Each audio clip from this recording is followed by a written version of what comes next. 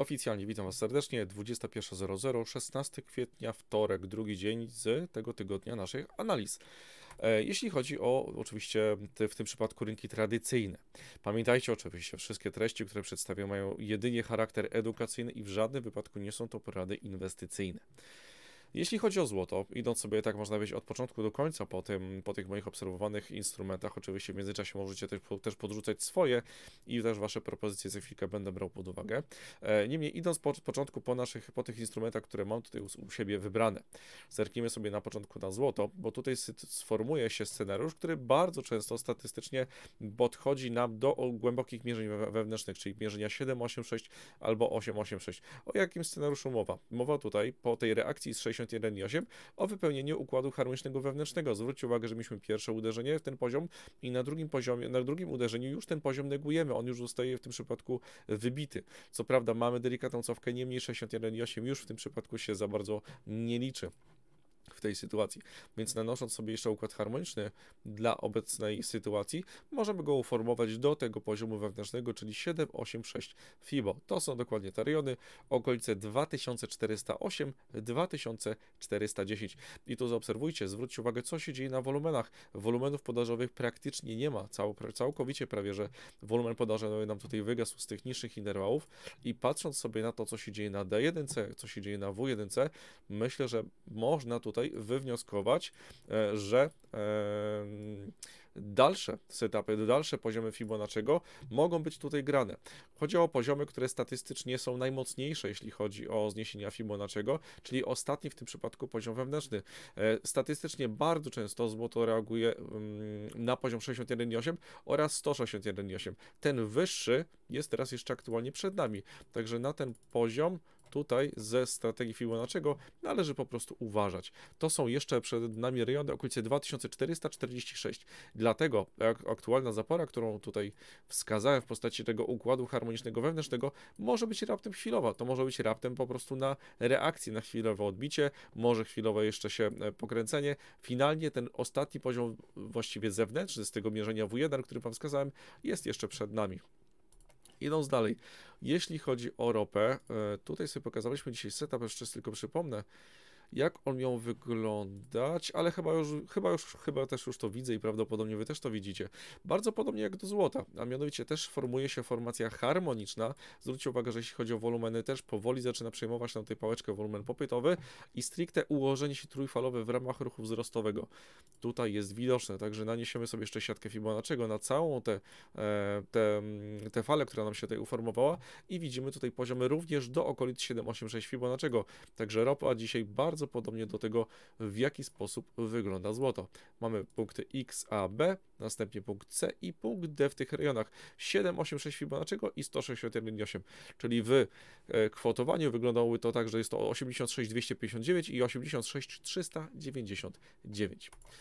USD PLN, tu jest setup widoczny bodajże chyba z D1, o właśnie, z D1 on jest już tutaj bardzo dobrze widoczny, nanosząc sobie siatkę Fibonacciego na całą tę ostatnią falę, którą tutaj widzimy poziom zewnętrzny ostatni, czyli 161,8. Na razie złoto próbuje jeszcze bronić takiego setupu geometrycznego, który się tutaj uformował. Już Wam pokazuję, o jaki setup chodzi. O właśnie, nieco ponad WIO, tylko pamiętajmy, że to, co się tutaj dzieje teraz z tego interwału D1, bo tu patrzymy bardzo szeroko, to jest taki setup, w ramach którego jeszcze świeca na kilka godzin do potencjalnego uformowania się ma. Niemniej pamiętajmy, jeśli już jest tak nadbijane to mierzenie, to po prostu to mierzenie wynikające właśnie z geometrii Fibonacciego może być już słabe. A jeśli w ten sposób rynek będzie negował no to mierzenie, no to statystycznie również tak samo jak na złocie, tak samo na USD PLN-ie, po prostu prawdopodobnie ruch będzie kierował się do ostatniego mierzenia zewnętrznego. I to jeszcze raz zwracam uwagę na to, co się tutaj zadzieje na zamknięciu dzisiejszego dnia na właśnie tym poziomie wynikającym z tego geometrycznego mierzenia. Idąc dalej do Nasdaqa, też jest jeden setup i tylko uwaga, setup podażowy, który potencjalnie się nam tutaj rysuje, a mianowicie zaobserwujcie sobie to, co się zadzieje na potencjalnej korekcie pędzącej na Nasdaqu. To jest setup z 30-minutówki, więc możliwe, że nawet jeszcze w dniu dzisiejszym może na sesji azjatyckiej nam coś tutaj jeszcze podejdzie w te rejony. Niemniej te rejony, które tutaj zaznaczyłem z górą tego poziomu wynikającego z korekty pędzącej, bardzo dobrze też podchodzą jeszcze do wzmocnienia w postaci biegunowości, którą tutaj możecie zaobserwować, czyli poziom, który wcześniej był dla nas wsparciem, po przebiciu staje się oporem. Więc pierwszy najbliższy opór w okolicy 17 876. Idąc dalej do Natgas. Natgas na wolumenach podażowych, więc ten kierunek jest jeden z tego, co teraz widzę. Próbuje 61,8 bronić. Co prawda, próbuje atakować. Co prawda jest ponadbijane, więc ten ruch prawdopodobnie jest takim ruchem fejkowym. Również zwróćcie uwagę na te wolumeny, które się nam tutaj potwierdzają w całym tym zestawieniu dla tego setupu. To co ciekawe, to nadbicie do tego 61,8 nie odbyło się tutaj przypadkiem.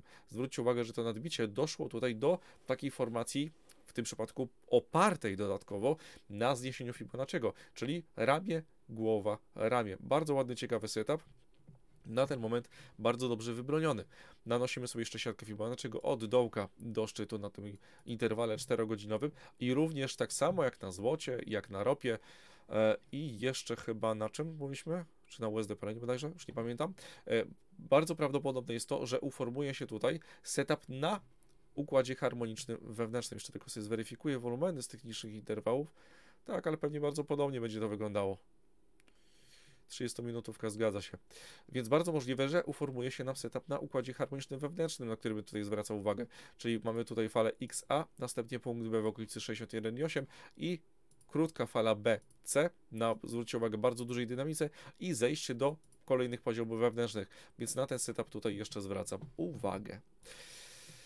S&P. S&P bardzo podobnie do Nasdaqa. Jak sobie zaobserwujecie, co nam się tutaj dzieje na tych korektach do ruchu spadkowego, to cały czas obracamy się, nie wybijamy zasięgów korekty pędzącej.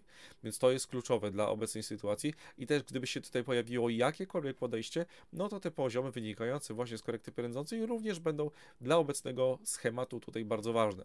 Mamy wzmocnienie dla tych poziomów w postaci 61,8, czyli małego FI, więc tylko i wyłącznie ten setup tutaj pozostawiam. Jeśli chodzi o DAX-a, to widzę, że coś jeszcze nam zostało z tych ostatnich analiz, więc tu się za dużo nam nie zmienia. Była próba wyjścia z tego kanału, który się nam tutaj uformował.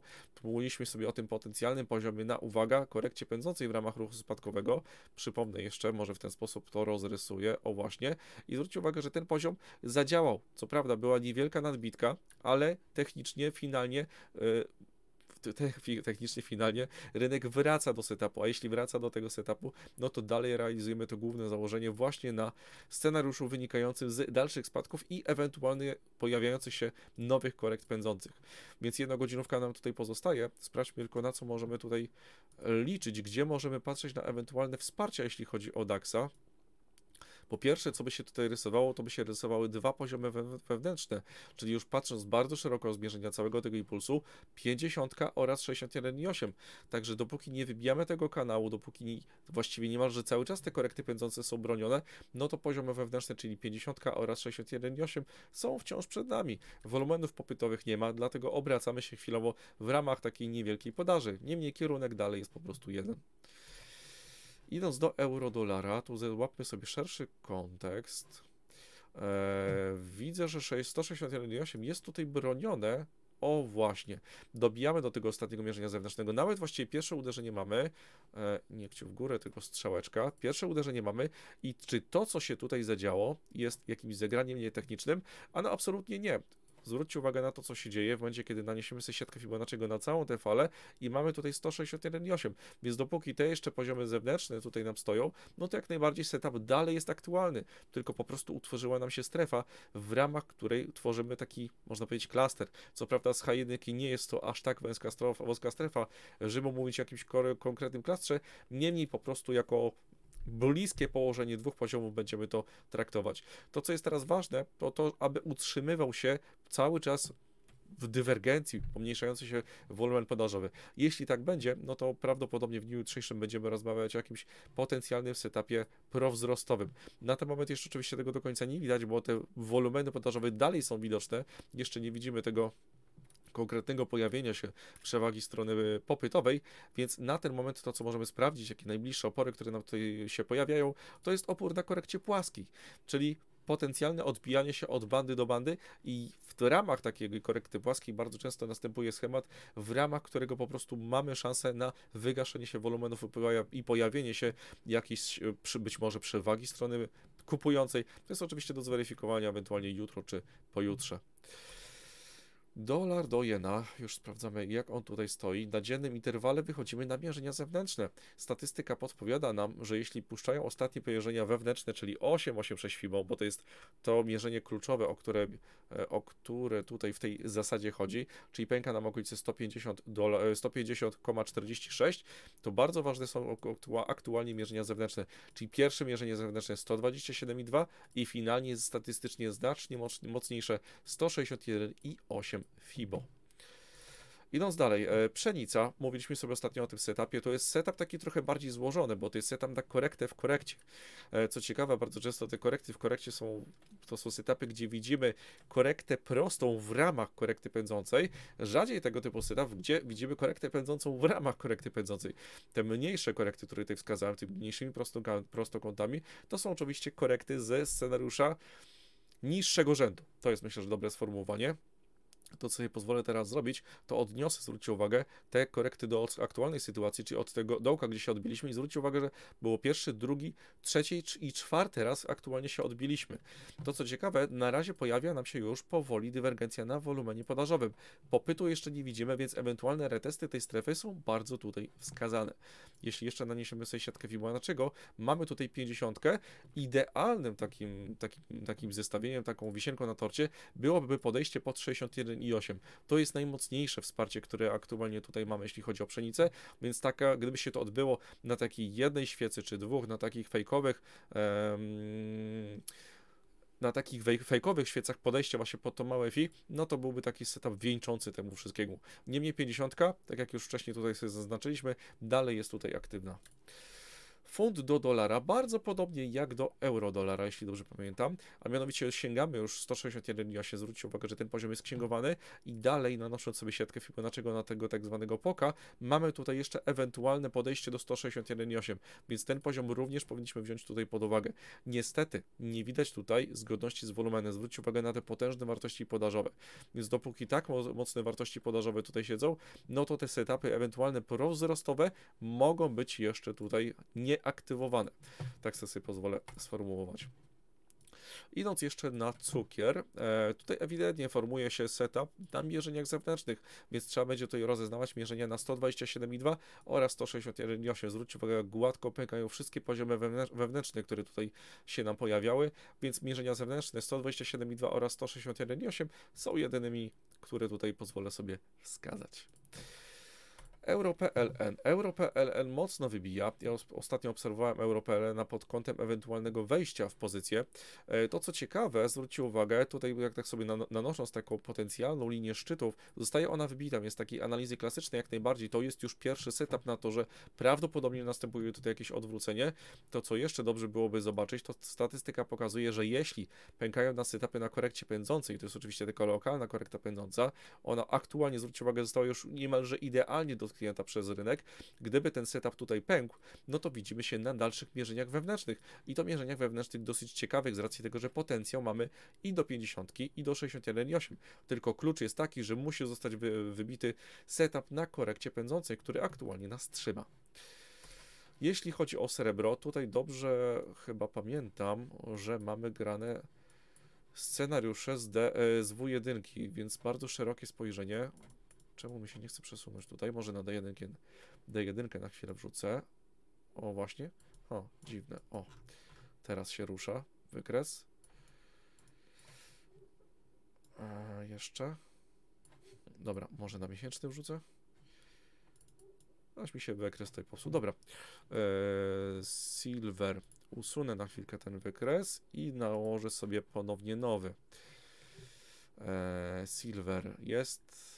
Okno wykresu, szablon, wybieram sobie już swój ułożony, dobra, mamy H1, damy sobie D1, o właśnie, i może nawet W1 jeszcze raz, znowu mi się źle ułożyło, nie, co jest, dobra, wybaczcie, jeszcze raz silver,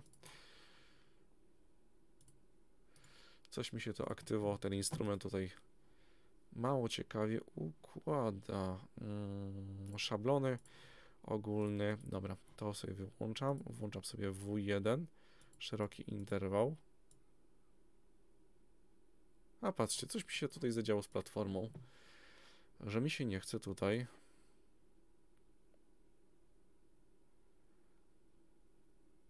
No, ładnie to ułożyć. Dobra, to jeśli chodzi o srebro, to naniosę sobie siatkę Fibonacciego na całą falę. O, właśnie.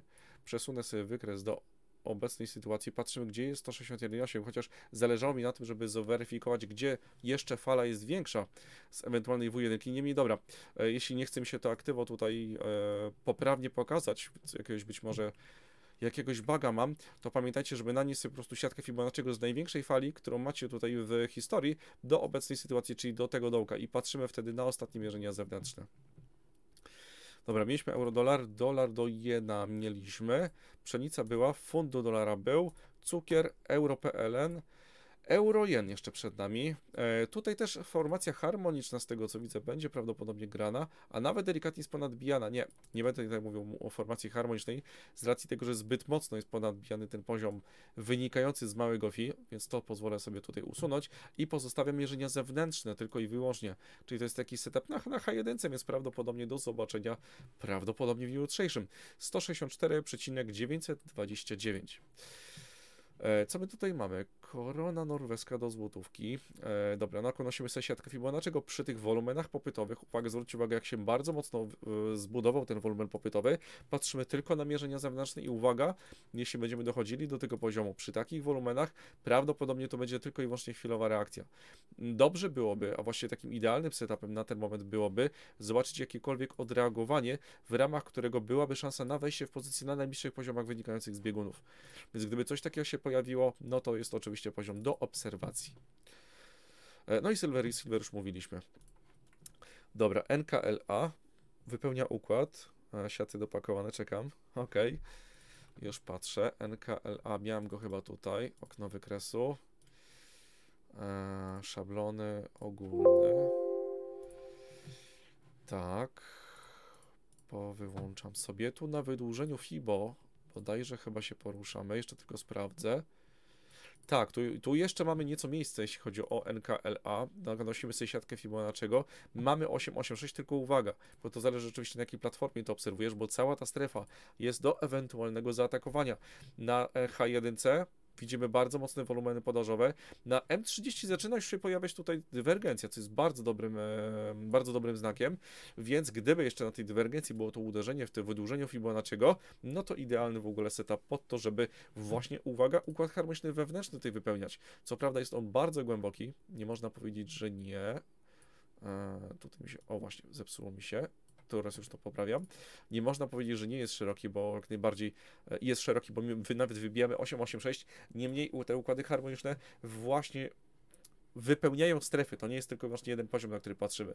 Więc nie zwracamy uwagi szczególnie na to, co się bardzo często w literaturze dzieje, gdzie wskazywany jest po prostu jeden poziom wewnętrzny, tylko bierzemy całą strefę pod uwagę.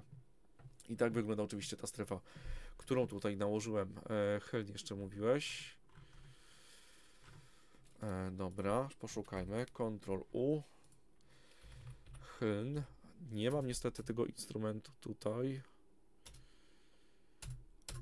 Wybacz, ale nie mam tutaj Hyln. Niestety. Na TradingView obserwujesz? No to dobra, to na grupie zerkniemy zaraz na TradingView. Jeśli chodzi o...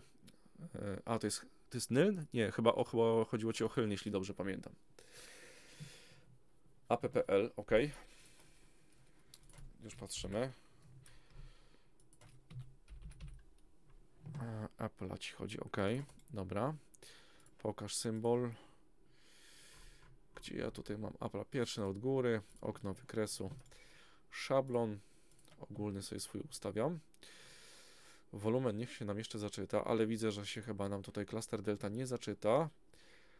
To poprawimy sobie chociaż na tikowy. Pamiętajmy, że klaster delta jest tutaj szczególnie ważny na niższych interwałach. Jeśli gramy na wyższych interwałach, czyli godzinówka w górę, no to oczywiście tikowy jest tutaj w zupełności wystarczający. Dobra, to co się w pierwszej kolejności rzuca w oczy, to zaobserwuj sobie, że na Apple'u bronimy cały czas setupów na korekcie pędzącej. Mamy tutaj pierwszy zasięg korekty, mamy tutaj drugi zasięg korekty i w aktualnej sytuacji mamy trzeci zasięg korekty. A zasada jest taka, statystycznie, jeśli bronimy zasięgów korekty pędzącej, wychodzimy co najmniej na ostatni dołek i niżej. więc te mierzenia dalej zewnętrzne mogą być tutaj grane. Nanieśmy sobie siatkę Fibonacciego, żeby poszukać, gdzie aktualnie się zatrzymaliśmy i widzimy te mierzenia zewnętrzne, w ramach których są te ostatnie reakcje. Więc finalnie taki setup do wyczekania to jest teraz albo wyjście, wybicie zasięgu korekty pędzącej, albo po prostu mierzenia zewnętrzne, zmierzenia całej tej ostatniej fali, czyli 127,2 oraz 161,8. Tak to tylko i wyłącznie widzę, jeśli chodzi o Apple'a. Dobra, to tyle jeśli chodzi o aktualną sytuację na rynkach tradycyjnych. Przypominam, 6 maja zaczynamy nasze szkolenie, nasz cykl szkoleniowy, więc każdy, kto ma ochotę, to jak najbardziej z osób dostępnych na grupie będzie miał dostęp do tego, żeby w tym szkoleniu uczestniczyć. A na dzień dzisiejszy dziękuję Wam pięknie. Widzimy się jutro. Przypominam, jutro 20:30 rynki kryptowalut, 21:00 rynki tradycyjne, a w międzyczasie w środku dnia, jeśli macie jakiekolwiek pytania, jakiekolwiek wątpliwości czy sugestie, śmiało podawajcie, postaram się na wszystkie w ramach swojej wiedzy odpowiedzieć. Dziękuję Wam pięknie, trzymajcie się i cześć.